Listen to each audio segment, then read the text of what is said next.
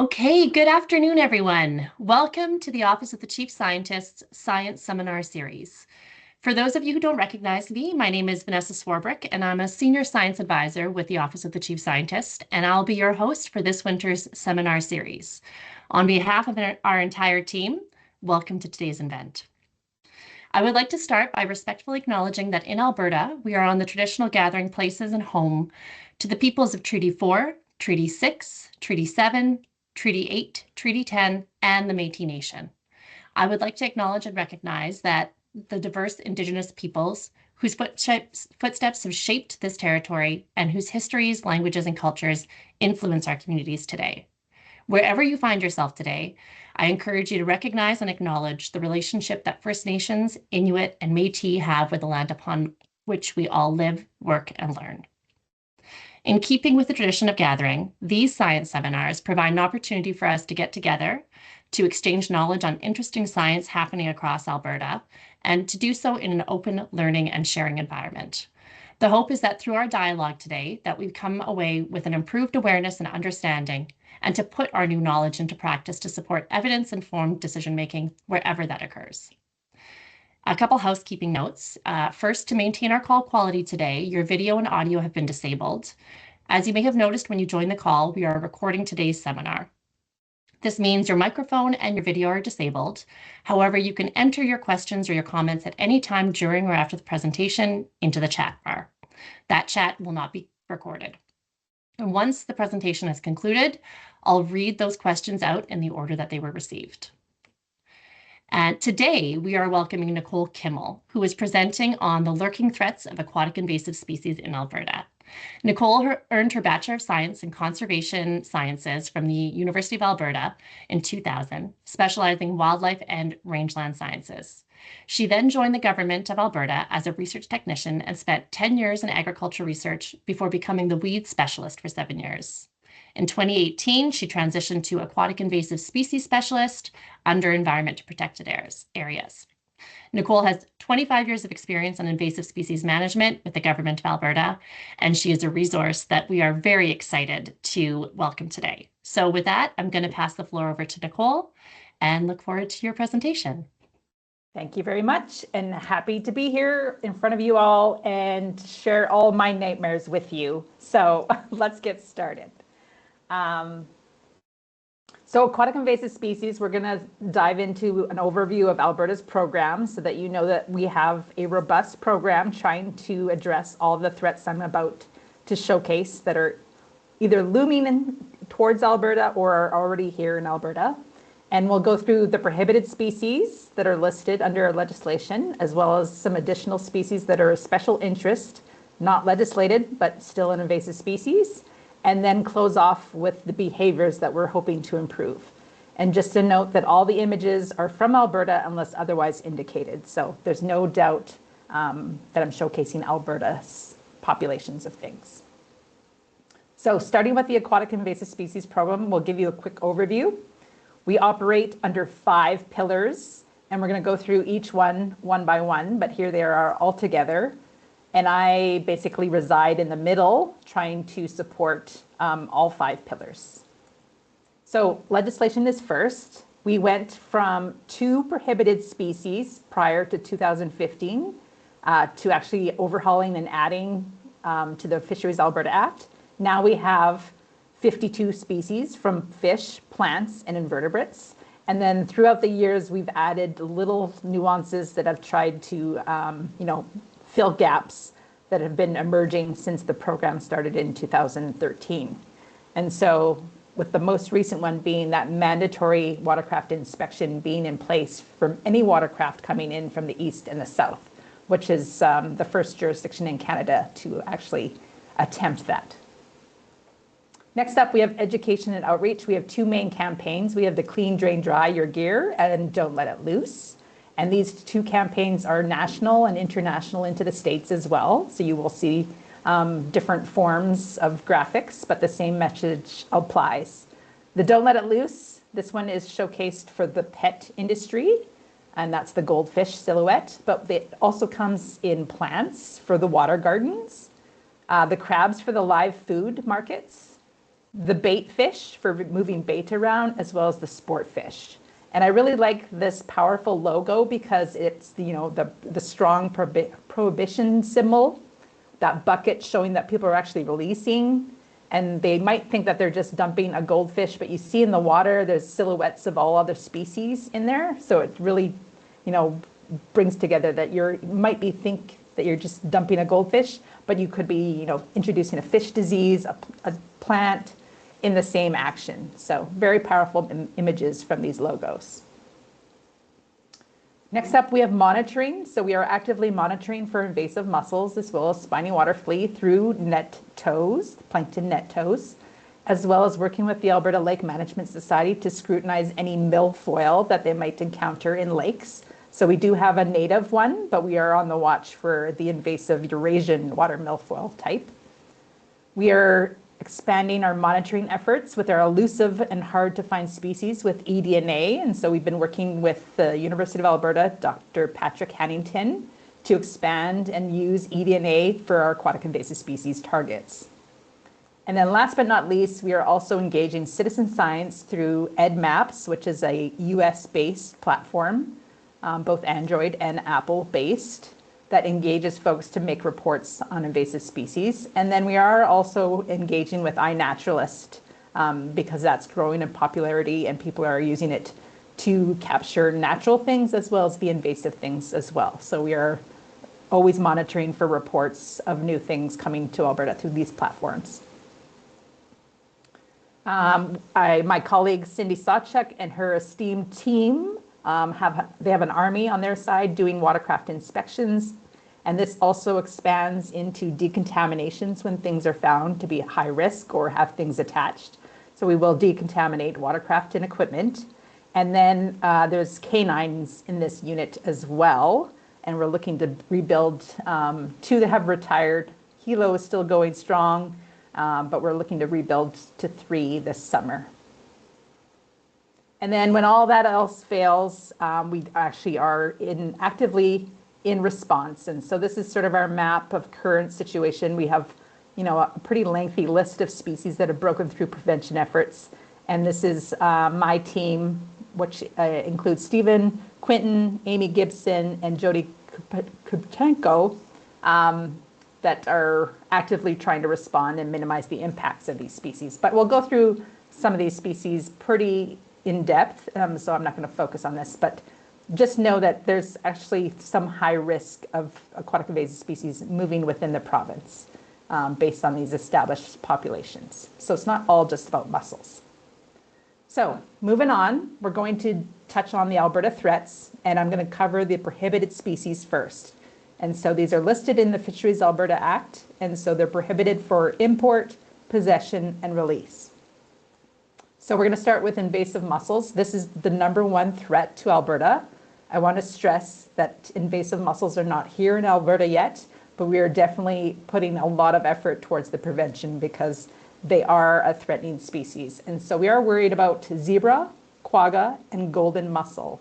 Golden mussel is a new one to North America, just introduced in 2024 in California, but we'll get to some of these details in a bit. So here's what they look like. They can attach to any hard surface. So we have zebra, quagga, and golden, both capable of this. And we'll just go through and show you what they're doing in Manitoba. So these are pictures from Lake Winnipeg. This is a colleague of ours in Manitoba standing on a beach that you can no longer have bare feet on because that is all zebra mussels washed on shore, and they are sharp and they will cut your feet. The middle picture is a string of Christmas lights that was on a watercraft that happened to dip into the water and was encrusted with mussels. And the last set of pictures are the commercial fishing boats that come out in winter. And you can see the water line there and a close-up view of all the mussels being attached to those commercial fishing vessels. So we know that they are quite vigorous and they do quite well all the way up into Canada at Lake Winnipeg's latitude. So invasive mussel challenges. A single female can produce up to 1 million eggs per year. This is very impressive. So high reproductive capacity. The larvae of the mussels are invisible to the naked eye. We need a microscope basically to make the detection. So containment and decontamination is extremely difficult. We basically have to ask questions on where people were to determine the risk and what to do next with what we're being presented with. They can survive in a broad range of temperatures, water chemistries, and depths. So there doesn't seem to be a lot of limitations for where they can survive. Adults do use these powerful byssal threads to adhere to almost any hard surface. And when I say hard surface, I have seen invasive mussels attached to plant stems as well. That is a hard enough surface. They can live for weeks out of water in moist conditions. So the adult mussels themselves can seal up and wait for the right conditions to be back in water before they open up and breathe and feed. And when they do feed, they are extremely good at filter feeding, reducing phytoplankton available for any other organisms. And so they do disrupt that lower trophic level and disrupt anything above in the food chain. So very disruptive. I want to introduce a map that I don't get a lot of chance to showcase, but this is an introduction time-lapse video. So we think that they came through from the Caspian in the Black Sea, and in ballast water in commercial shipping vessels down into the St. Lawrence. They were introduced in the late 1980s and have spread from there since. So we'll just go through the time lapse. You can see that they, really dominated the Great Lakes region for the most part and have spread out through tributaries from there. But they have also jumped, overland transport of watercraft is the number one risk that we've identified, and you can see how it's jumping to some of those states that has a fair distance to go. So this is the current map of zebra mussels alone, and I want to show you, this is a map the USGS puts out. Usually every year they have one of these maps, and so this is zebra and quagga mussels overlaid with each other, as well as failures. So you can see Montana is the closest possible introduction, but they had two in 2020, I think it was 2018, no, 16 or something, earlier anyway, that actually failed. But, so golden mussels are now in California in roughly about these pointed areas. Quagga mussels are now in Idaho. This is a unique detection because this is the first detection in the Columbia River water basin. And they have attempted 3 times now to do an eradication, and the first one cost them about $3 million. They haven't said what the other 2 attempts have costed them, but fairly significant. So they are doing their due diligence, trying to protect the Columbia River Basin as much as possible, because they are the first detection in that watershed. Manitoba is struggling to keep on top of their locations. They are diligently trying to stay and have containment zones, but now the western edge is Clear Lake in Riding Mountain National Park. And then there are a couple other locations in Manitoba that keep creeping into new locations. And now we have a new province. New Brunswick has fallen to invasive mussels just through water connections from Quebec into the New Brunswick province. So it's hard to stay on top of all these new locations. And then last but not least, just this summer, we had a North Dakota detection that's only 60 kilometers away from the Saskatchewan border. So it's getting very, very close. Every year it seems like we're chipping away this buffer zone that we've been able to maintain as much as possible.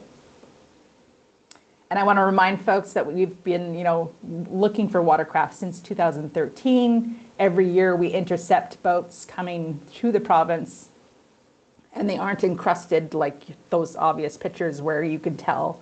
We're looking at the nooks and crannies on bolts. There's a couple, mussels. And remember, 1 mussel is all you need to have 1 million babies. So very scary when you look at these numbers. Even though they're small and low in quantity, they have the potential to do pretty good damage. And in 2021, we had a new pathway. While everyone was looking at watercraft, we did have an interception in Washington that identified invasive zebra mussels in these moss balls that were in the pet trade industry. And unfortunately, we know what people are doing with their goldfish. So this was a real threat to Alberta. So we sweeped about 800 stores in Alberta in that year and found 17 actually contained invasive mussels that could have, been released into our waterways. So now you're hard pressed to find mossballs because they're pretty much not being shipped into North America for the most part. And I want to reinforce that Alberta does not have invasive mussels, and this is largely due to Cindy Sawchuk and her team doing the watercraft inspections at our perimeter, trying to keep that defense strong. So kudos to that side of the program. Okay, now I'm going to shift focus, and these are species that are within the province. So we're going to start with flowering rush. This is an ornamental plant that was brought here as a pond plant because of its beautiful flowers. It grows linear leaves, only one branch per stem, and you can almost walk on water. So this is my colleague, Tanya Rushcall, standing in a solid mat of flowering rush. And yes, remember, all these pictures are from Alberta. So triangular stems, very good at growing. So this is a vigorous aquatic perennial that can use rhizomes to stack on top of each other, each stem, as well. It can form these little bulbules on the side of this, the stems, and that is all that you need to break off and start a new population, and they do float. So pretty impressive growth. They can grow completely submerged underwater as well as be emergent out of the water. And they can grow as low as 4.5 meters down into the water. So they can stretch out quite a distance. They easily displace beneficial plants. So this is a lot of green on green for those that can't tell plants apart, but there's some cattails on the left there, those wider leaves, and then the darker green to the right, that's bulrushes. And I can assure you that everything in the middle is flowering rush, and flowering rush is going to win and dominate out the cattails and the bulrush in this location. They grow crazy early, so they're already growing in April. They don't need a lot of warm temperatures to get going. So all that red stems you see along the shoreline, that's all the flowering rush just starting to get emerged, and this is in mid-April. And then they grow until the frost hits them. When they are established in lake and water bodies that have ice heaves and disturbance, once the water is melting and moving off water bodies, they can scrape along and expose the root system, and this actually encourages more growth of the flowering rush. And we see this at Lake Isle, which is an hour west of Edmonton. So that's where these pictures are from. So we're finding them in ornamental ponds. This is where they were intended to be used as a decorative feature in the ponds. But they have moved into golf course hazards as well. So this is the Sundre Golf Course, has them in the water hazards. We're seeing these this is out of Sherwood Park. We're seeing them in stormwater management facilities. You can see I didn't take these when they were in flower, but you can see the stems there in the center of the water. That's all flowering rush. We're seeing them in creeks. This is Buffalo Creek down by Innisfail. You can see some clumps in the water. It is starting to choke out the drainage path, and so all the water pathway is starting to get filled with flowering rush in these pictures. They are in small rivers, so this is in the Sturgeon River. You can see the dark plants at the top, as well as the clumps in the river down on the bottom one. And they are in large rivers as well. So we are facing significant populations in the Bow River as well as the Saskatchewan on flowering rush. These are in irrigation canals as well. So this is the irrigation canal leading into Chestermere Lake, all those green leaves lining the side there. That is all flowering rush leading into the irrigation canal. This is Chestermere Lake, which actually is a reservoir. It is growing and thriving, even though that they drain it every October, and that's when they have full access, and they are trying to dig it as much as possible. So they are working towards it, getting it removed when they can. And last but not least, we are seeing it in lakes Lake Isle is by far the worst population, maybe even in Canada, according to all accounts from my colleagues across Canada. So we're working with a pretty significant population out there. Thankfully, it took me, thankfully there's a project underway. It's a 5-year project. We're just moving into the 5th year of a herbicide application. It took me 8 years to get the community on side that this was the way to go. And so I can show you a before and after. So 2017 was before we started spraying. 2025 on the right is after 4 years of herbicide application. This is the same boat that you can see in the center of the picture, and we're seeing significant reductions. I can admit, though, that there is still some flowering rush poking out of the water. There is still quite a few clumps submerged under the water as well. We've made a difference, but we haven't eradicated it after 4 years of effort. So there is some major decisions about to be made soon for the department on what we're doing next after this final year of that 5-year effort. The struggle is obvious. This is a quick snapshot. So that 4% of going under control is pretty much Lake Isle. There are significant populations outside of the province within the Bow River and the South Saskatchewan that we can't spray with herbicides because of the irrigation restrictions on herbicides. So there's a lot.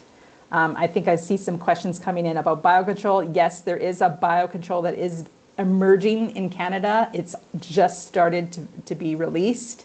And we're hoping that that can be the saving grace for the Bow River and the South Saskatchewan populations. But they need to build up populations before they can start offering this biocontrol widely across the province. So we are waiting our turn to get some of those agents.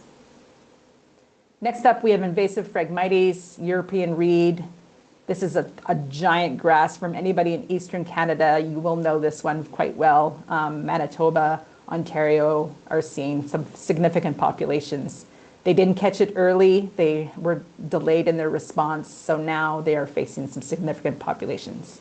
The challenge in Alberta is that we have both the native and the invasive type. So they look, pretty much different when you have, some comparison from one to the other, but we are relying on DNA to make sure that we are getting it right on which one is invasive versus native. So you can see the invasive one is way more of a bigger seed head, lots more stalks, more aggressive in outcompeting other vegetation, whereas the native one usually allows other things to grow. And we have both of these species occurring in Alberta. Some of the challenge with this species is it is, largely associated with transportation corridors. So we are seeing it. Our first locations were along railway lines, so we did see CP and CN both implicated on bringing populations to Alberta. And now that it's gotten here, we're starting to see some transportation out to highways as well. So the pictures on the right are Anthony Henday, little clover loop, low lying area has invasive Phragmites. And that picture on the bottom right-hand corner is actually Highway 2 as you come in by South Edmonton Common. So starting to move to the highways, but we've had really good response from both CN, CP, and Alberta Transportation to stay on top of these. So it feels like we're winning on this one. So this is a huge fire hazard as well. So these stems do stay standing throughout the winter. And if a spark was to get in there, this grows to a fast and hot fire. So that is also a secondary concern that we have. So I feel like we're winning on this species, a stark contrast with the flowering rush. We are, have ongoing or control planned for the most part, just a few more outstanding populations. But then, you go to a wedding and then you find invasive Phragmites seed heads in the bouquets on the table. So there's always a vector for some of these things that you don't really anticipate. So both my technician and I went to a wedding in 2024, and we both found invasive Phragmites seed heads in the wedding bouquets. So we did try and go after Amazon and Etsy and those type of things, but it is a full-time job to try and stay on top of those folks, because a new seller, once there's a new seller, it's a new pathway.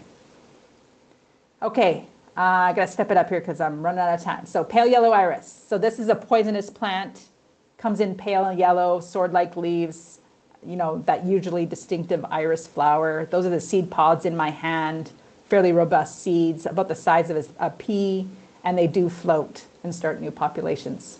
Very aggressive behaviors of growth. This pond is in Lacombe, and it's about 6 feet thick with pale yellow iris, and it wraps all the way around this pond with not a lot of herbicide options for control. So we're basically having to dig or use barriers to smother our way out of pale yellow iris. Himalayan balsam, this is a beautiful plant, comes in almost pink white to these deep magenta flowers. Bees love this plant. It has exploding seed pods which help the seed disperse. And we have some significant populations across Alberta that we're working to get a handle on. Once it gets into riparian areas, it loves to grow. So this is out by Antler Lake. We have a few kilometers that look like this along the shoreline with Himalayan balsam that we're working to stop the seed production and try and buy ourselves some time so we can get a contractor in there. Purple loosestrife, this was the poster child for invasive plants in Alberta. We worked with Ducks Unlimited in the 90s to try and get our way out of purple loosestrife. Unfortunately, the funding stopped, and we still have some residual populations. So we're working with the MD of Wainwright at this location just south of Wainwright. They're actually pumping this water to the Battle River. So we are working with the county to make sure that it gets dealt with here so that we don't have to deal with it when it goes into the Battle River. And so far, we seem to be winning that battle, and that's all a lot thanks to the MD of Wainwright working with us. A new discovery, curly-leaf pondweed, we found in 2024. We thought it was a brand new species, but after we did some research, we had accounts way back in 1944. So it's been here for a while. It's gone pretty well unnoticed because it does grow completely submerged. Here you can see an underwater footage of how it grows. There is nothing else but curly-leaf pondweed in this section where it has established. So very competitive where it's growing. And then just closing out the prohibited species, we are dealing with Chinese mystery snail, not to be confused with mystery snails that you can get in the pet store. That is a different genus altogether. But this one is in one location, Lake McGregor, at the boat launch on the north side of the lake. Fairly substantial snail shell. We're talking about 2 inches tall and about almost the same in width. And here's what the shores of Lake McGregor at that boat launch look like. You can see piles of shells are moving. And they do have a trap door, so application of some chemicals is challenging because they can close that trap door and seal themselves off from adverse conditions like cold temperature, draining, chemicals. So there's not a lot so we're working on containment through clean, drain, dry your gear, trying to keep this one location contained. Now moving to special interest species. So now these ones are not prohibited for import, possession, or release, but we still consider them invasive species. So starting with Prussian carp. Prussian carp, we are ground zero for North America. For whatever reason, we're the first jurisdiction in North America to be facing Prussian carp in the wild. We believe that was probably introduced as a goldfish and then released.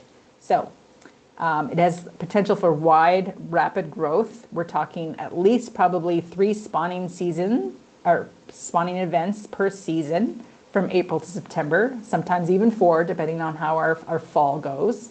Thousands of eggs at a time.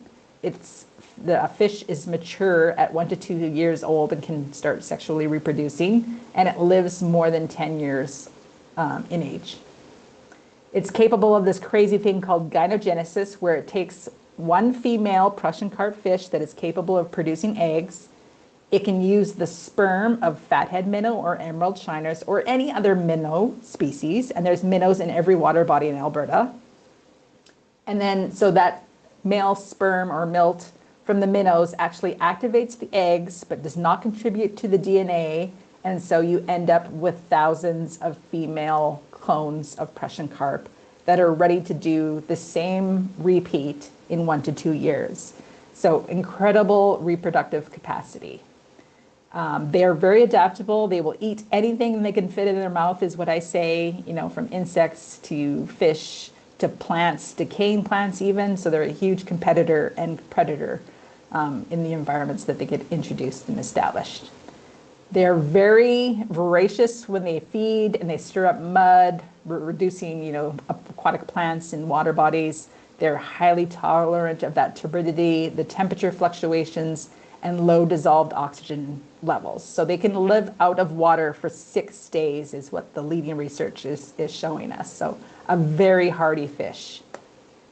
So we tried to attempt some eradication. And when I say we, it was mostly Craig Copeland's Cold Lake Hatchery team at the Blood Indian Creek Reservoir.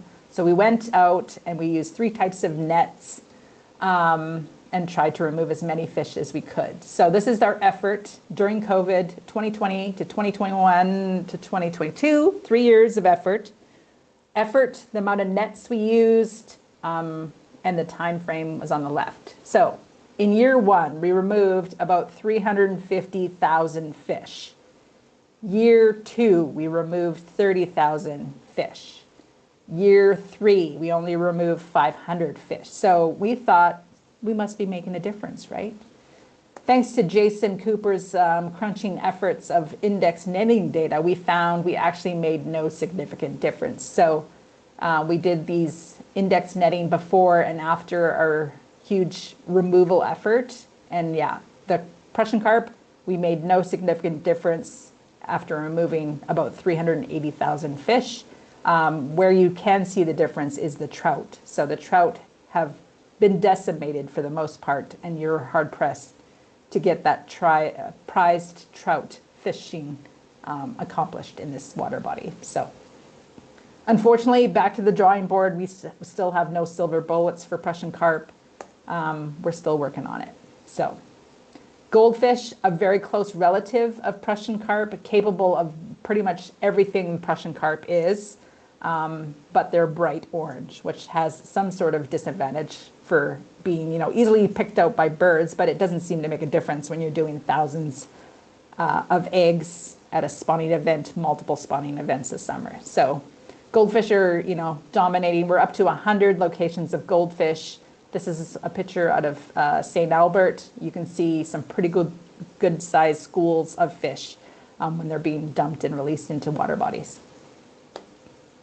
We're also seeing people dump koi fish. So giant kois in the back of ponds. They don't want them anymore. We're seeing them move around, not to the extent of goldfish. We're probably only about 12 kois right now for locations, but it is alarming what folks are dumping. And this kid with his grandpa caught this 19-pound koi a few years ago in St. Albert before they went out and did the treatment and removed 40,000 goldfish and koi out of this pond. So he was pretty ecstatic, and he got world recognition for catching this giant koi in Alberta. Next up, we have common carp, a very close relative of koi. It has those barbules. We're not supposed to have common carp anywhere in Alberta, but we have detected them just outside of Edmonton at East Pitt. So we're working through that response effort now. We are also facing crappie, not supposed to be in Alberta, another fish that was brought out of province and dumped just north of Edmonton this time at Cardiff. And so we're seeing multiple age classes of crappie. We haven't determined if it's white or black yet, but yeah, it seems like it's doing very well, unfortunately. So by folks moving these things around hasn't helped us with management. It makes it actually extremely difficult. Next up, we have northern crayfish, which is actually considered somewhat of a native species, but we treat it like a pest because we think it's only supposed to be in a small part of Alberta, probably in the Wainwright Beaver watershed, but has been moved around for whatever reason, either through bait use or people taking it home to have a pet for a short time, getting tired of it, and then releasing it into a water body. So we're having a widespread problem of northern crayfish moving around. So we have pretty strict laws around moving live bait fish like crayfish, and have had some charges in the last couple of years, but we're still working towards control. And you can see this is how much we were trying to pull out Prussian carp out of Cardiff, and this is how many crayfish we were pulling out of our nets in that water body. So they do very well in Alberta once they get established and are pretty destructive to the feeding chains in those water bodies where they get introduced. So some behaviors we're targeting to improve. So here's your call to action, folks. If you want to help me, you need to engage in clean, drain, dry your gear practices. This can actually eliminate about 90% of the aquatic invasive species that we're facing in Alberta. And this doesn't just limit itself to trailers and watercrafts. We're talking construction equipment, anything that touches the water in another province or state has a threat of moving something in. Yes, includes canoes and kayaks as well, non-motorized things as well. Anything that touches the water has the risk of moving something. So if you clean, which is removing all the plant or mud from your equipment, that's the clean portion. The drain is draining as much standing water as possible. And then dry is try and make things as dry as possible as well. So some 3 simple behaviors we need all Albertans as well as visitors to Alberta to undertake. And this is what all jurisdictions across Canada are attempting to get engagement and buy-in from people. So here we have a trailer dripping with plant material. We do not want to see this trailer leave the water body looking like this. This is a significant risk for aquatic invasive species. And the picture on the right, that person did pull the drain plug, but right next to a drain is a really poor location. So we don't want that water connecting with any external water that it didn't come from. So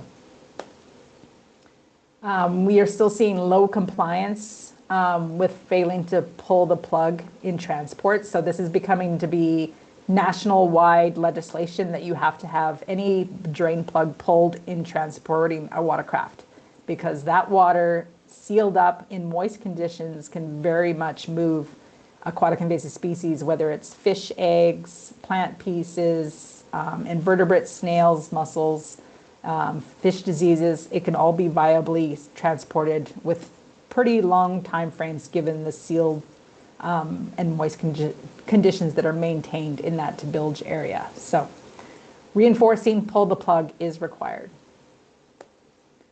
We're seeing some intentional release still happening. So this is my effort to do some flower and rush collection down near Chestermere, some decorative rocks along the edge there, probably parked at the same location that I parked to have a quick look down in the irrigation canal, but they took their fish tank and dumped it. So they might think that they're just dumping that goldfish, but who knows what else is being dumped in there.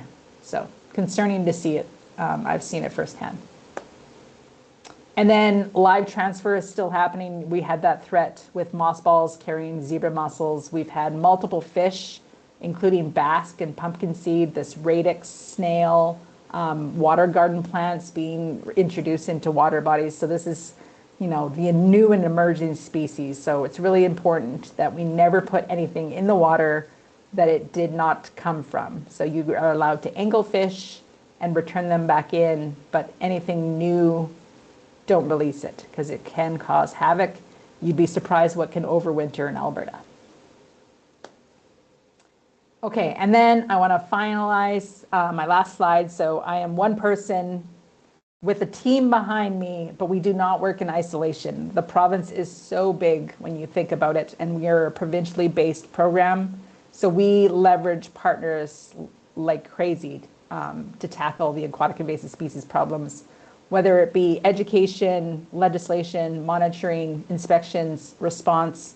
We need partners to be at our sides to really pull this program together and have the best chance of success at prevention, as well as minimizing the impacts from aquatic invasive species. So we've been really good at focusing on the invasive mussels. Everyone thinks that there's no risk in Alberta. I want to really stress that, yes, we've done really good at preventing invasive mussels. We've lost out on some other species, so there is still risk. Even if you keep within Alberta, you could still be moving aquatic invasive species from one water body to another.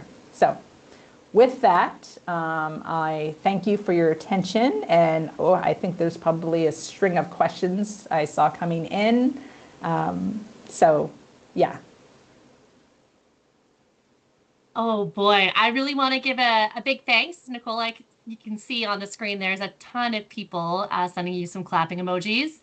What a fabulous yet intimidating presentation. Thank you. Don't be Um, overwhelmed. We can still win this, folks. we can I'm do like, this. We can we do can this. do this. With that, we're going to start wrapping up our seminar. Our next seminar is going to be on Tuesday, February 10th. We're going to be hosting Dr. John Post from the University of Calgary. The title of his seminar is going to be Several Decades of Fisheries Ecology in Western Canada and Attempts to Link Science to Policy. And with that, I'm going to end our seminar for today. And thank you, Nicole, for sharing your work with us. To everybody that's tuned in, it's really our pleasure. So thanks, everybody, for now.